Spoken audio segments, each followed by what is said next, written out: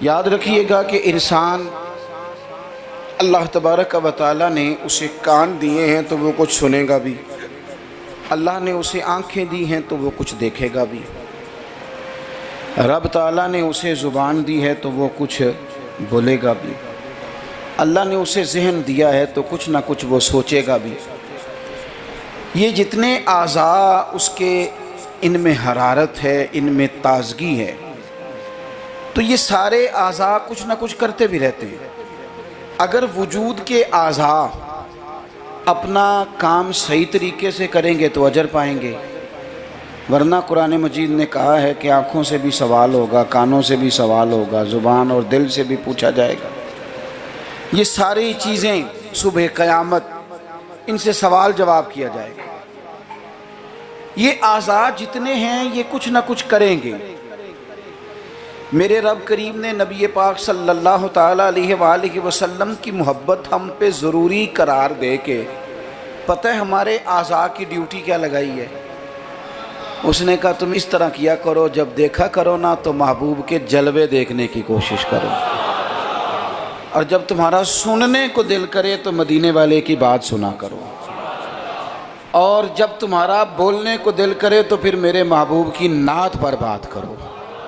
یہ اپنے اعضاء کو اس کام لگاؤ، یہ تمہاری محبت مصطفیٰ کریم علیہ السلام میں یہ چیزیں تمہارے لیے دلیل بن جائیں گی، یہ ایک نمونہ بن جائیں گی کہ حضور سے پیار ہے۔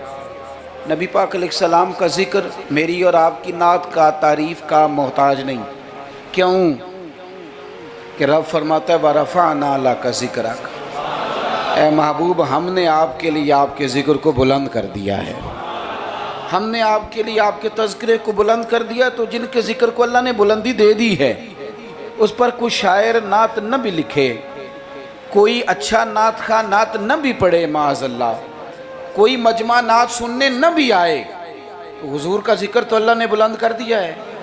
لیکن یاد رکھو کہ جب شعر حضور کی تعریف میں لکھا جاتا ہے تو شعر لکھنے والا اپنا کلام سنوار لیتا ہے، اور جب محفل نعت میں لوگ آ کے بیٹھتے ہیں حضور کے نام پہ بیٹھتے ہیں، وہ کسی سیاسی جلسے کے لیے جمع نہیں ہوتے، وہ اپنے کسی دنیاوی مقصد کے لیے احتجاج کرنے جمع نہیں ہوتے، وہ حضور کی میلاد کے نام پر اکٹھے ہوتے ہیں۔ خلاق عالم کے فرشتے تو گواہی دیتے ہوں گے نا، یا اللہ دیکھ کے آئے ہیں ہم، وہ تیرے محبوب کے لیے جمع ہوئے تھے۔ نعت خوانوں کیا کمال ہو جائے اگر ہم نعت خوانی کے ساتھ مخلص ہو جائیں، تمہیں پتہ چل جائے گا جب صبح قیامت تمہاری اس نعت خوانی کا وزن ہوگا، تمہیں مزہ آ جائے گا۔ سب سے آگے آگے حسان بن ثابت ہوں گے، اور پھر یہ نعت خوانوں کی پوری لائن حضور کی بارگاہ میں جائے گی۔ تم اپنے آپ کو کیوں کمزور کرتے ہو چند ہزار پہ بیچ کے؟ میری ملت کے نعت خوانوں ملا شریف آ گیا، نعت کے حسن کو سمجھو تو صحیح یارو۔ سب سے آگے نعت خوانوں کی لائن میں حضرت حسان بن ثابت ہوں گے، اور قیامت تک جو حضور کی نعت پڑھنے والا ہوگا وہ سارے اس لائن میں ہوں گے۔ تمہیں پتہ ہے اس لائن میں کون کون ہوگا؟ ملا عبد الرحمن جامی بھی ہوں گے، سعدی شیرازی بھی ہوں گے۔ اس لائن کے اندر چلتے چلتے تمہیں ڈاکٹر علامہ اقبال بھی ملیں گے، تمہیں یہاں امام احمد رضا فاضل بریلوی بھی ملیں گے، تمہیں کہیں اسی طرز میں کلام کرتے نعت پڑھتے اعظم چشتی مرحوم بھی ملیں گے، محمد علی ظہوری بھی ملیں گے، تمہیں اس میں نعت پڑھتے پڑھتے کئی لوگ ملیں گے۔ کتنے نصیبوں والے ہو، اس لائن میں جاؤ گے جس لائن میں رسول اللہ کے غلام لگے ہوں گے۔ اعلیٰ حضرت کہتے ہیں یہ تیری زبان حضور کے لیے، حضور کے لیے، یہ اللہ نے بنائی ہے اپنے ذکر کے لیے، محبوب کریم کی نعت کے لیے۔ تو کیا کریں؟ اور یار سارا دن اس نے باتیں تو کرنی ہیں، اللہ جانتا ہے یہ باتیں کرنے کا دور ہے، چپ نہیں بیٹھتے۔ بعض لوگوں کو کہنا پڑتا ہے کہ چل یار کو 10 منٹ چپ بھی کر جا، کوئی ہمیں بھی موقع دے تھوڑا سا بولنے کا، اور کوئی تو تھوڑی سی سن بھی لے کسی کی، کہنا پڑتا ہے۔ اتنی جو باتیں کرتے ہو، اتنی جو خوش آمدیں کرتے ہو، تو اعلیٰ حضرت مشورہ دیتے ہیں، فرماتے ہیں ذکر ان کا چھیڑیے ہر بات پر، ذکر ان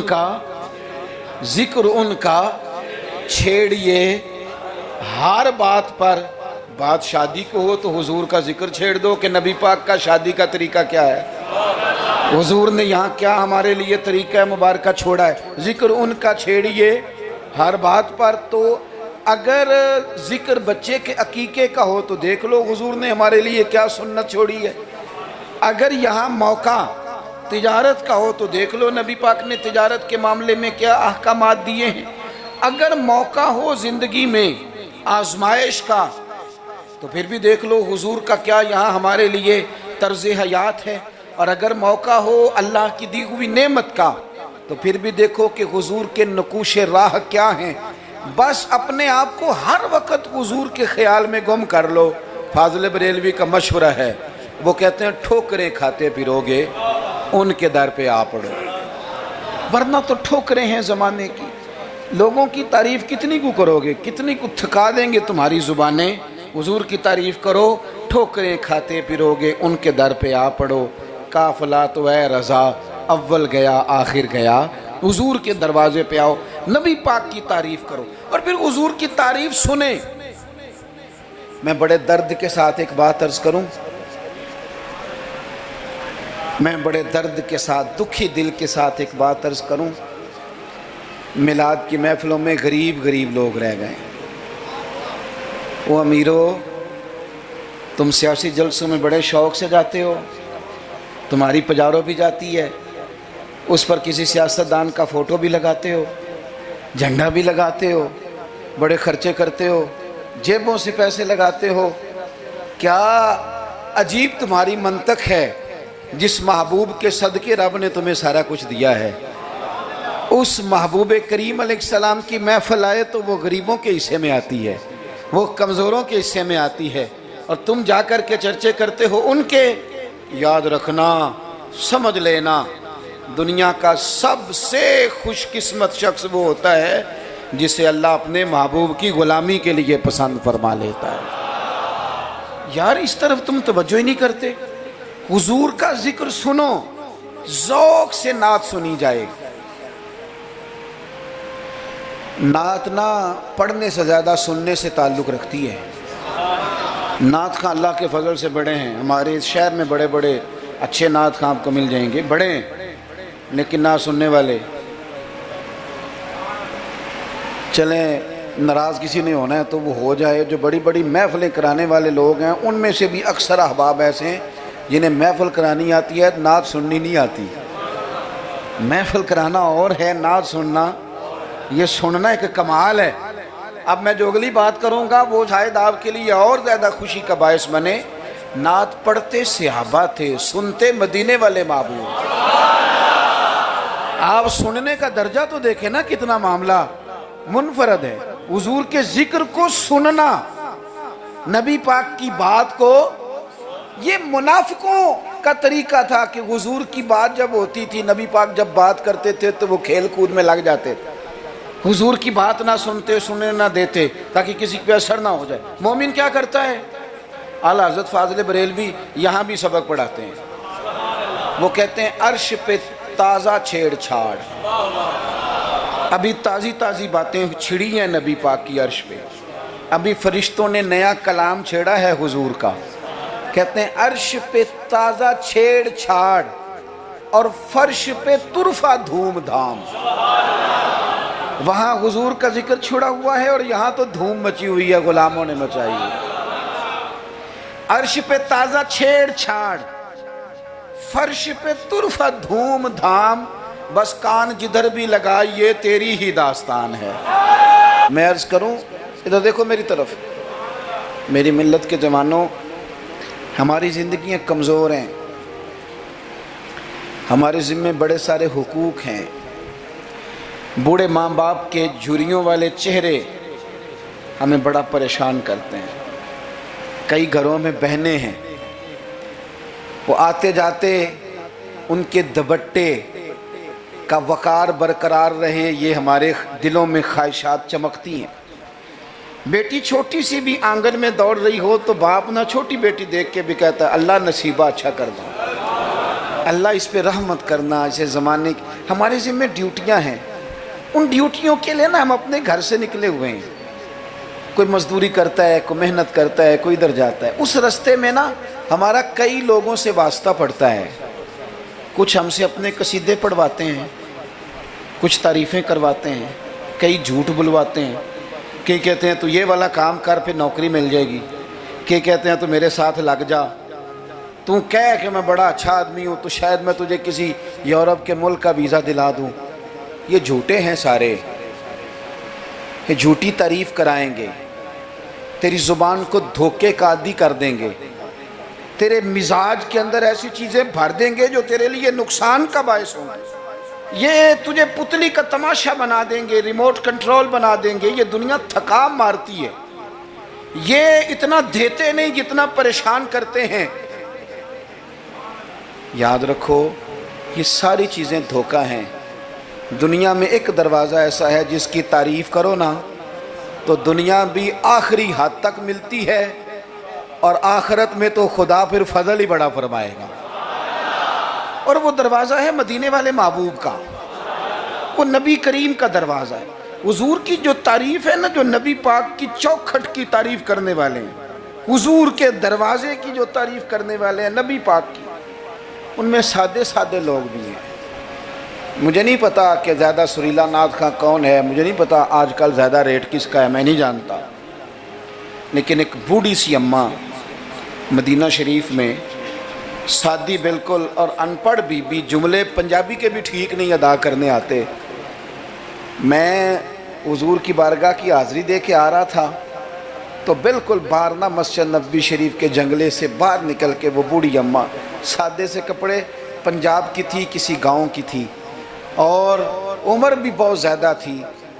اس کے سادے سے جملے وہ دور بیٹھ کے نا، چونکہ قریب تو خواتین کا آنا درست ہے بھی نہیں اور وہ آنے بھی نہیں دیتے، پیچھے باہر ہم نکلے بازار میں تو وہاں نہ شاید کسی کا انتظار کر رہی تھی. بچے نے وقت دیا ہوگا کہ اماں تو یہاں بیٹھ جانا تو میں آ جاؤں گا، تو وہاں بیٹھی تھی. چلیں میں نے بھی بہت سارے نعتیں سنی ہیں الحمدللہ، سنتے رہیں گے جب تک زندہ ہیں. پر اس بوڑھی اماں کے نا دو جملے، دو فکرے، پھٹ گیا میرا کلیجہ اور کئی دن میں روتا رہا.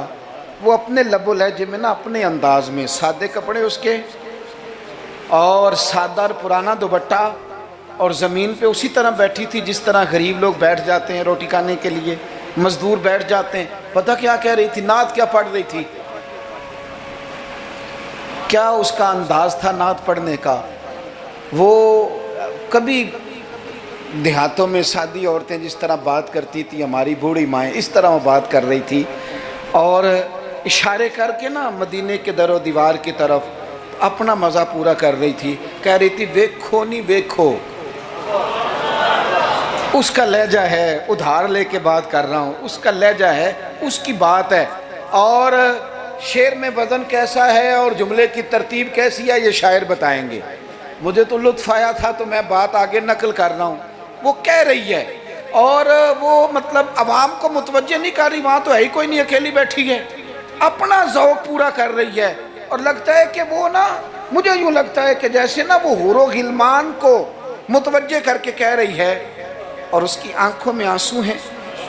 تھوڑی دیر اتنا روتی ہے کہ آواز بھار آتی ہے اس کی، پھر دوبارہ بات شروع کرتی ہے، پھر اپنے پلو سے آنسو پہنچتی. کہتی کیا ہے؟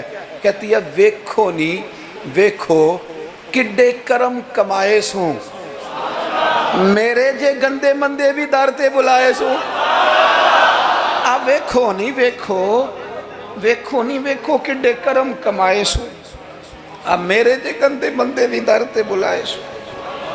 تھوڑا چاچ جانا چاہیے حضور سے پیار کرنے کا، تھوڑا نا چاچ جانا چاہیے، تھوڑا طریقہ ہونا چاہیے.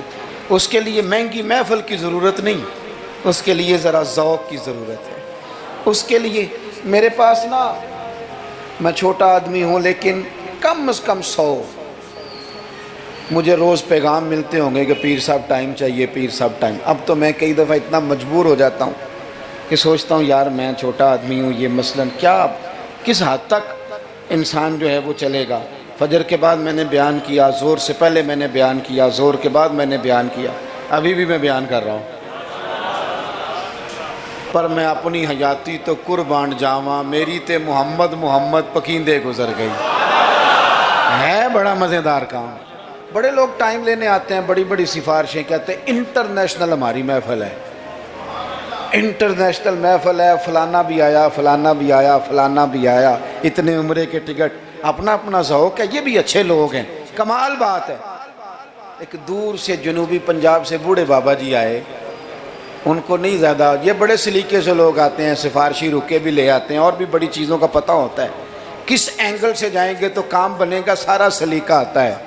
لیکن وہ کسی نے کہا تھا کہ لگا جدوں میدان ازل دا تے لوکی چوراں وانگ سدھائے، کسی نے لوٹ لی علم دی دولت، کوئی میر فقیر بنائے، آزم ویخ مقدر ساڈا اسی عشق خرید لے آئے، تے کسے دے سر تے تاج امامت اس علم پڑھاون سکھیا ہے، تے کسے نے پہنے فقر دا چوغا انہیں زہد کماون سکھیا ہے، آزم ویخ مقدر ساڈا اساں یار مناون سکھیا ہے۔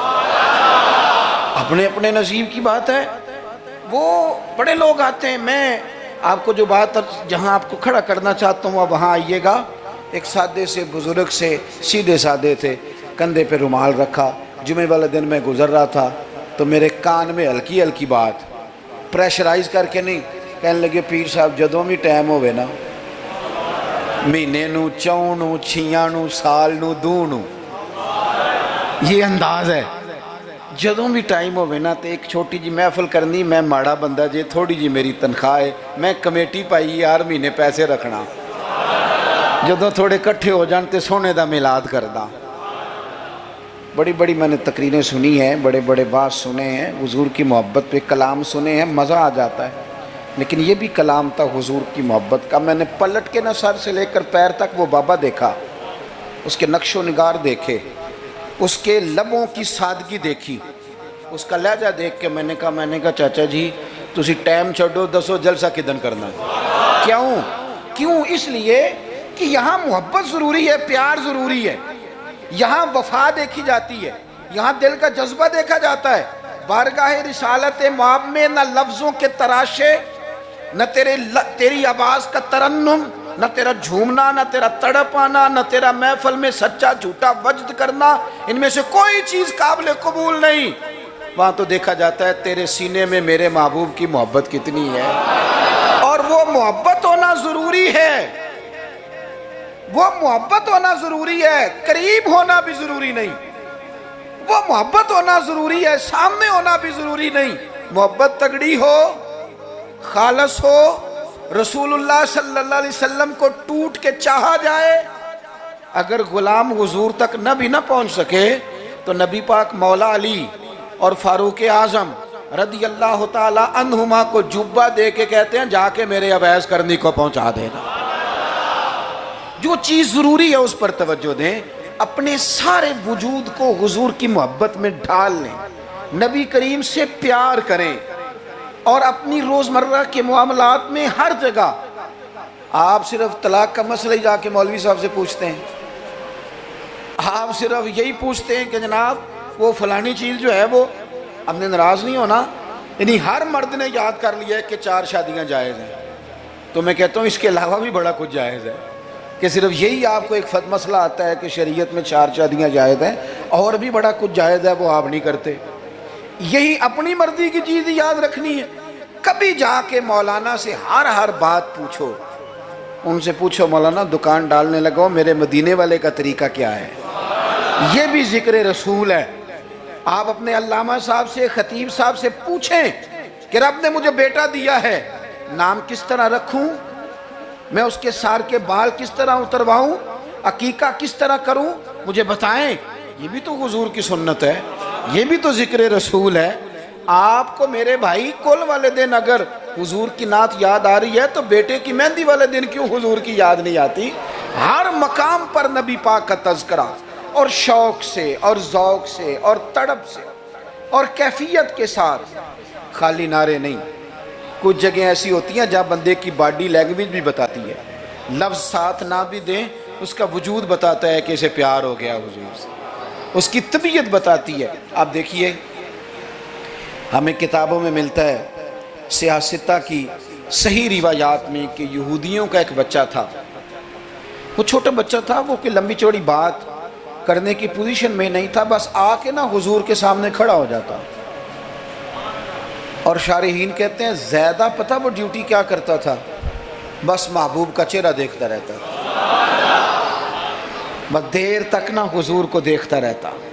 نبی کریم کبھی کبھی کوئی کام بتاتے تو کر آتا، یہودی کا بیٹا تھا، پیار ہو گیا اسے نبی پاک سے. آپ کے بیٹے کو بھی ہو سکتا ہے، میرے بیٹے کو بھی ہو سکتا ہے. شرط یہ ہے کہ وہ اپنے ابا سے حضور کی نعت سنے. اس نے اپنے ابا سے دولت کی تعریف سنی تو اسے دولت سے پیار ہو گیا. اس نے اپنے ابا سے سنی نا بات کہ فلانے کا بیٹا ڈاکٹر بن گیا تو پیسے بڑے کما رہا ہے، فلانے کا بیٹا کاروباری ہے تو آگے بڑا گزر گیا. جو سنا سو اس کے دل میں آ گیا. اگر یہ سنے گا تو حضور کا پیار بھی آ جائے گا. وہ نبی کریم کی بارگاہ میں کھڑا رہتا ہے، حضور کی زیارت کرتا ہے، خدمت کرتا ہے یہودی کا بیٹا. میرے محبوب بڑے کریم ہیں. میں بڑی ذمہ داری سے آپ کو عرض کرتا ہوں، حضور بڑا ہی اجر عطا کرتے ہیں. وہ یہودی کا بیٹا تھا، بیمار ہو گیا، قربان جائیں. دو ایک دن نظر نہیں آیا تو حضور فرمانے لگے چلو نا تیمارداری کرنے چلے. حضور تیمارداری کرنے کیسے نصیب ہیں، کیسی خوش بختیاں ہیں. سرکار سرانے بیٹھے ہیں، نبی کریم علیہ السلام کرم فرما رہے ہیں. حضور کی وہ محبت دیکھی نا تو وہ غریب یہودی، اسے پتہ تھا سرداروں کے طریقے کیا ہیں، اسے پتہ تھا چودھریوں کے سلیقے کیا ہیں، اسے خبر تھی کہ خان ہو تو ان کے مہمان بھی کوئی خان ہی ہوتے ہیں.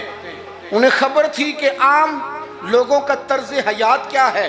لیکن وہ سمجھ گیا کہ میرے جیسے غریب کے بچے کی تیمارداری کرنے جو آئیں وہ دنیا دار نہیں، وہ اللہ کے سچے رسول ہیں. حضور صلی اللہ علیہ وسلم نا اس چھوٹے بچے سے بات کر رہے ہیں. ادھر دیکھنا میری طرف، چھوٹے بچے سے. اب میں نے جو بات کہنی ہے اگر آپ کی سمجھ میں آ گئی تو ٹھیک ہے، نہ بھی آئی تو بات ٹھیک ہے. پیار نبی پاک سے خالص کرنا، انشاءاللہ رسول پاک تیمارداریاں فرمائیں گے، کرم نوازیاں فرمائیں گے. پیار خالص کرنا، نیرا نعرہ نہ لگانا، صرف تقریر میں بات نہ رہے، نکابت خطابت اور یہ مائک کی حد تک چیزیں نہ رہ جائیں، کوئی اس کا عملی ثبوت بھی ہمارے سامنے آئے. حضور اس بچے سے بات کر رہے ہیں، فرماتے ہیں کلمہ نہیں پڑھ لیتا. قربان جائیں. کسی کو ابا نے کلمہ پڑھایا، کسی کو اماں نے پڑھایا، کسی کو مفتی صاحب، پیر صاحب، علامہ صاحب، صوفی صاحب، درویش نے پڑھایا. اس کے بھی تو ذرا نصیب دیکھو نا، کلمہ نہیں پڑھ لیتا. تو اس بچے نے نا نظروں ہی نظروں میں اپنے باپ کی طرف دیکھا، پڑھ لوں کلمہ، نظروں ہی نظروں میں پوچھ رہا ہے. تو والد کو بھی پتا تھا نا کہ یہ کون ہے، ایسے تھوڑی کوئی آ جاتا ہے تیمارداری کرنے. بڑے پیارے ہوتے ہیں بچے ماں باپ کو. تو باپ نے آگے بڑھ کے اس بچے کی پیشانی پہ ہاتھ رکھا، کہنے لگے پتر جس طرح یہ کہتے ہیں نا ویسے ہی کر لے. آپ پیار تو خالص کریں نبی پاک سے. حضور نے کلمہ پڑھایا، وہ شخص کلمہ پڑھ کے مسلمان ہو گیا، اس کی روح پرواز کر گئی. بڑا نصیبہ والا تھا جس کا جنازہ بھی مدینے والے محبوب نے پڑھا، جس پر کرم نوازیاں بھی حضور نے فرمائی. میرے بھائی حضور کے ساتھ پیار ہو. اپنے گجرانوالہ میں ایک دن سفر کر رہا تھا تو روڈ سے نیچے اترا ہوں، بالکل عین فجر کے بعد مجھے کہیں دور جانا تھا. تو سامنے نا بڑا سارا لکھا ہوا تھا، کیا آج آپ نے درود شریف پڑھا ہے؟ وہ پڑھا، میں نے پڑھا تو میں نے درود شریف پڑھنا شروع کر دیا، یعنی جاری ہو گیا. جس نے لکھا ہے اللہ اسے جزا عطا کرے، جس نے لکھا ہے اللہ اسے. یہ مسجد میں کسی جگہ نکلتے وقت، آتے وقت، جاتے وقت، دکان پہ آپ درود شریف لکھ دیتے ہیں نا، ایک دفعہ تو بندہ نظر اٹھاتا ہی ہے نا پڑھنے کے لیے. تو آپ بتائیں اگر کسی نے دیکھ کے ایک دفعہ بھی پڑھ لیا تو لکھنے والے پر اللہ کتنا فضل فرمائے گا. درود و سلام نا طبیعت کو میٹھا کر دیتا ہے، طبیعت کو ٹھنڈا کر دیتا ہے. مولانا ابو نصر رحمت اللہ علیہ وہ فرمایا کرتے تھے، کہتے تھے میں رات کو نا کبھی کبھی مدینہ شریف نکلتا تھا تو ایک درویش دودھ لے کے باہر آیا کرتا تھا. دودھ لے کے وہ باہر نکلتا تھا تو پتہ کہتا کیا تھا؟ کہتا تھا دودھ پی لو. تو لوگ پوچھتے تھے کتنے کا ہے؟ کہتے کوئی نہیں، بس تم دودھ پی لو اور مدینے والے پہ درود پڑھ دو. بھائی اتنا ہی، اتنی بات ہے، پیتے جاؤ اور درود شریف پڑھتے جاؤ. ایک تو درود و سلام پڑھنا ہے پورا ربیع الاول شریف. دوسری گزارش اس ماہ مبارک میں میری آپ کی خدمت میں یہ ہے کہ سیرت کا کوئی ایک سبق ہر روز میلاد شریف کے 30 دنوں میں سیرت کا ایک پورا باب، اس کو 10 منٹ میں 15 منٹ میں 7 منٹ میں اگر بیان کیا جا سکے ایک باب. لوگوں کو بتاؤ نا کہ میرے نبی پاک کا حلم کس طرح کا تھا، لوگوں کو بتاؤ حضور کی حکمت کس طرح کی تھی، لوگوں کو بتاؤ رسول پاک کی سچائی، دیانت، امانت کے معاملے میں سیرت کا منہج اور معیار کیا تھا. لوگوں کو بتاؤ تو صحیح کہ مدینے والے پہنتے کس طرح کا تھا، کھانے میں طرز محبت کیا تھا. حضور کی سیرت کا ایک پہلو روز میں اکثر اپنے آپ سے کہتا ہوں ہم نے حضور کی سیرت کھول کے بیان نہیں کی. کاش ہم حضور کی سیرت کھول کے لوگوں کو سناتے، کھول کے مطالعہ کرتے، ریسرچ کرتے، بیان کرتے، تدریس کرتے، بتاتے، پڑھاتے، سناتے. میری ملت کا کوئی جوان کسی ایکٹر اور کرکٹر کو آئیڈیل نہ بناتا، کسی موٹیویشنل سپیکر کے پاس جا کے نہ بیٹھتا، کہیں سے وہ اپنی ذہن سازی نہ کراتا. کہتا چپ کر، مجھے پتہ ہے میرے نبی پاک کا مصیبتوں میں طریقہ کیا رہا، مجھے پتہ ہے حضور کا نعمتوں میں طریقہ کیا رہا، مجھے پتہ ہے رسول پاک علیہ السلام کا گھر والوں کے ساتھ رویہ کیا رہا. سیرت کے باب پورا ربیع الاول آپ سنیں بھی اور کوشش کریں. کسی ایک کتاب ہے سیرت کی، بڑی سادی سی کتاب ہے، سیرت مصطفیٰ. علامہ عبد المصطفیٰ اعظمی رحمۃ اللہ علیہ ایک بزرگ گزرے ہیں، انہوں نے لکھی ہے، سادی سی ایک ہی جلد میں، ذرا زیادہ آسان ہے. وہ کتاب لے لیں آپ، اور اس کتاب کو نا آپ حضور کے جو اخلاق کے باب ہیں، جو شمائل ہیں، خصائل ہیں، فضائل ہیں، ان کو پہلے پڑھیں. اور آپ ذرا تھوڑا سا نا غور کے رک کے حضور کی سیرت مبارکہ کے جملے، یہ ربیع الاول شریف نہ سارا حضور کی یادوں کے نام کر دیں. آپ یقین کریں گے سیرت تعمیر کر دے گی آپ کو. آپ کی شخصیت کے اندر جتنی کمزوریاں ہوں گی، حضور کی سیرت مبارکہ پڑھنے کی برکت سے اللہ وہ ساری کمزوریاں اپنے فضل سے دور فرمائے گا. آخری بات آپ کی خدمت میں یہ عرض کرنی ہے، خدا را محافل کا ماحول بہت سنجیدہ کر لیں، بہت سنجیدہ، محفل روحانیت والی بنائیں. میں تمام محافل کرانے والوں سے، پورا ربیع الاول شریف محفلیں کرانے والوں سے اپیل کروں گا کہ محفلوں میں کیمروں کا استعمال ذرا کم کریں، تھوڑی مہربانی کریں. چلیں ریکارڈنگ کے لیے کہیں ایک آدھ کیمرہ آپ ضروری سمجھتے ہیں تو ہر بندہ فوٹو سیشن کر رہا ہے، ہر شخص کومنٹس دے رہا ہے، کم سے کم اس کا آپ استعمال کریں. کوشش کریں محفل میں وضو کر کے آئیں، سر ڈھانپ کے آئیں. حضور علیہ السلام کی نعت سننی ہے، خوشبو لگا کے آئیں. نبی کریم کی محفل نور میں بیٹھنا ہے، وہاں ادب کے ساتھ آئیں، خشوع کے ساتھ آئیں. توجہ آپ کی نعت خواں کے شعر پہ ہو. آپ محفل پہ کوئی تبصرہ نہ کریں. نعت خواں جو مال اکٹھا کر کے طے کر کے اپنی جان پہ ظلم کرتے ہیں وہ سب کو پتہ ہے، لیکن وہ تو کر ہی رہا ہے نا جو کر رہا ہے. ہمیں غیبت کر کے کیا ملے گا؟ آپ نصیحت کے انداز میں کو بات کریں تو کریں. محفل کے اندر بیٹھ کے اس کی نعت بھی سن رہے ہیں اور ساتھ ساتھ جناب آپ تبصرہ بھی کر رہے ہیں کہ 40,000 لیتا ہے، تو آپ کو تو کوئی نعت کا مزہ نہ آیا. آپ تو اسی چکر میں رہے کہ اس نے لیا کیا ہے. آپ چھوڑیں اس بات کو، آپ اپنا سرور اور ذائقہ پورا کریں، خوبصورت محفل کریں. کوشش کریں اتنا رش نہ ڈالیں کہ وہ مجلس اتنی لمبی ہو جائے کہ پھر صبح فجر کی نماز کے لیے لوگوں کے لیے مشقت بنے. آپ 1-1.5 گھنٹے میں بڑا معقول پیغام، سونی نعت. ویسے بھی اگر آپ ایک آدھ نعت خواں کو دعوت دیں گے تو اس کا فائدہ آپ کو یہ ہوگا، میرے بھائی کے سٹیج پہ لڑائی نہیں ہوگی کہ پہلے میں نے جانا ہے اور میں نے 6 جگہ پہ جانا ہے اور میں تو آ گیا ہوں تو میرا شکر ادا کرو. یہ جان چھوٹی رہے گی آپ کی. آپ اچھے طریقے سے ایک شخص کو موقع دیں، وہ 2 نعتیں پڑھے، 3 پڑھے، ایک سونی تلاوت کریں. ایک بات جو ہر سال کہتا ہوں پھر کہہ لوں، محفل میلاد میں وہ والا کام نہ کریں جو ہم سیاستدانوں کے مسئلے میں کرتے ہیں۔ یہ نہ ہو کہ میلاد کی اسٹیجوں پہ بھی پھر تگڑے تگڑے لوگ جمع ہو جائیں، غریب بیچارے میلاد میں بھی پیچھے پیچھے رہ جائیں، وہ ڈھونڈتے ہی رہیں کہ ہمیں عزت کس دن ملنی ہے۔ بس جس کے ہاتھ میں نوٹوں کی دتھی ہو، اس کی سیٹ بھی اگلی ہو، سارا سال بے شک مسجد نہ آئے۔ یہ رویہ ٹھیک نہیں، یہ انداز تکلیف دہ ہے غریبوں کے لیے۔ آپ یہ رنگ اختیار ہی نہ کریں، اور مہربانی کریں۔ آپ تو کہتے ہیں کہ میلاد شریف کا لنگر برکت والا ہے، اور آپ تو کہتے ہیں یہ محفل سارا سال برکت والی ہوگی، تو آپ کے بیٹے کے نام کی جو دعوت ہوتی ہے ولیمے کی، اس میں بھی آپ چھتوں سے ڈبے پھینکتے ہیں چاولوں کے، اس میں بھی آپ یہی سلوک کرتے ہیں جوس والے ڈبوں کے ساتھ کہ چھت سے پھینک دیں، یہ لے لو میلاد کا ہے، میرے بیٹے کے ولیمے کا، اس طرح پھینکتے ہو۔ تو یہ حضور کے میلاد کے ساتھ یہ حال ہے۔